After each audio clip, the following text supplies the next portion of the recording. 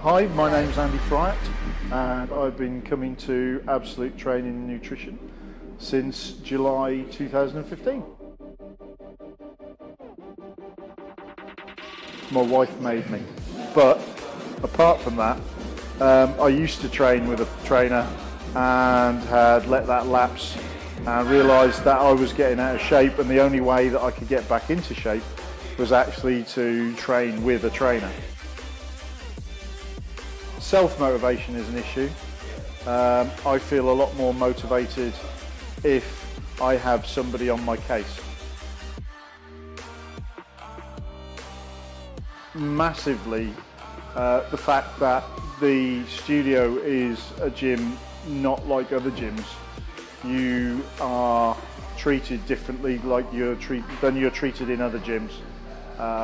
The atmosphere is always very relaxed, but at the same time very focused, which sounds a bit odd, but that's the way I find it. The training sessions that we have here are always very focused. Everybody here is incredibly friendly and very interested in what you need to achieve and how you're going to go about that. And they will always, they for me have always found the best way for me to do that. I struggle with it mentally, I guess, is my biggest problem. I have mental issues which make me not view food in the same way that perhaps a lot of other people view food.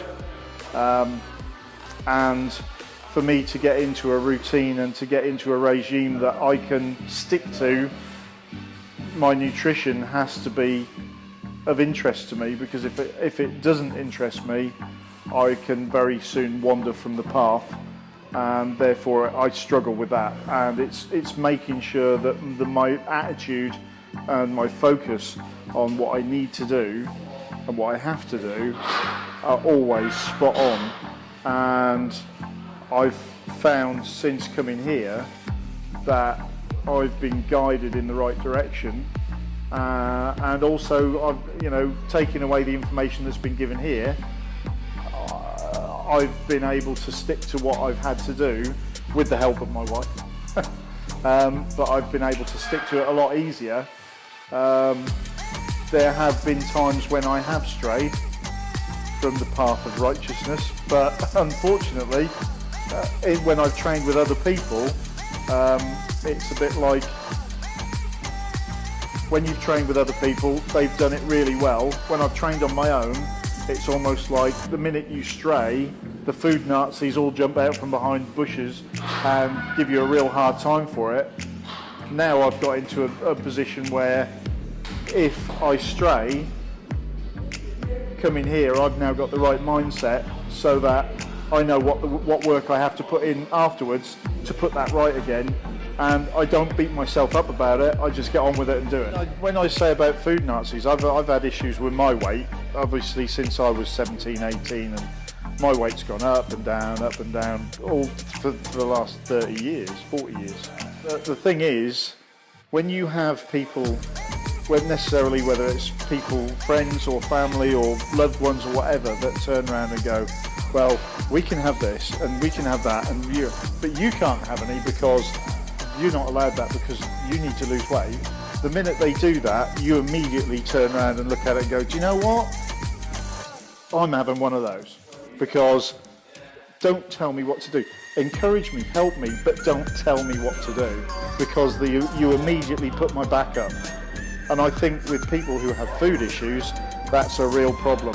If people put your back up, you immediately go, it's a bit like Star Wars, isn't it? So you immediately go over to the dark side. And it's the same principle as Sarah had when she was smoking and the kids kept saying to her, don't smoke, you mustn't smoke, you mustn't smoke. It immediately says, you immediately go, do you know what? I'll smoke, I'll give up when I want to give up. Yeah. And when you're eating and people say, don't have one of those, you go, do you know what? I'm going to have one of those. Because don't stress me, don't get on my case. When you've got a trainer getting on your case saying, look, this is what you should eat, and if you want some of that, have some of that, but as long as it fits in with what you're eating, that makes a lot of difference.